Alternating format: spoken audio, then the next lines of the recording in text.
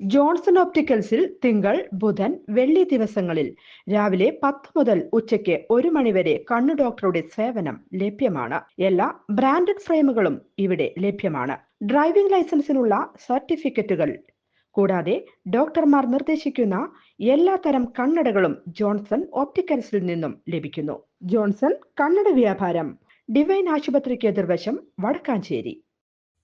Justice B Sudarshan Reddy India സഖ്യത്തിന്റെ ഉപരാഷ്ട്രപതി സ്ഥാനാർത്ഥിയാവും. തെലങ്കാന സ്വദേശിയാണ്.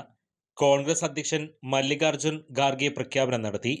ഭരണഘടന സംരക്ഷിക്കാനുള്ള പോരാട്ടമാണെന്ന് സ്ഥാനാർത്ഥി പ്രഖ്യാപനത്തിന് ശേഷം ഖാർഗെ പ്രതികരിച്ചു.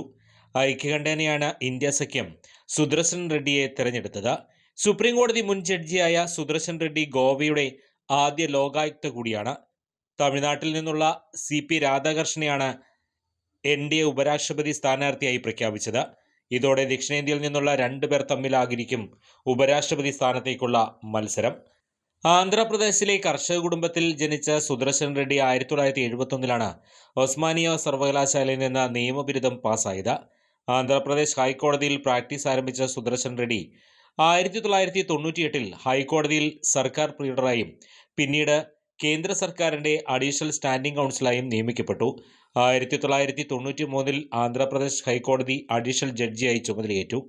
2005 ഗുവാഹത്തി ഹൈക്കോടതി ചീഫ് ജസ്റ്റിസായ സുദർശൻ റെഡ്ഡി 2007 സുപ്രീം കോടതി അഡീഷണൽ ജഡ്ജിയായി ചുമതലയേറ്റത്. 2011 വിരമിച്ചു. ഉപരാഷ്ട്രപതി സ്ഥാനാർത്ഥിയെ തീരുമാനിക്കാൻ കോൺഗ്രസ് അധ്യക്ഷൻ മല്ലികാർജുൻ ഖാർഗെ ഇന്നലെ ചേർന്ന ഇന്ത്യ സഖ്യം ചുമതലപ്പെടുത്തിയായിരുന്നു. രാഷ്ട്രീയക്കാരനല്ലാത്ത പൊതുസമ്മതനായ ആളെ സ്ഥാനാർത്ഥിയാക്കണമെന്ന നിർദ്ദേശമാണ് യോഗത്തിൽ ഉയർന്നത്.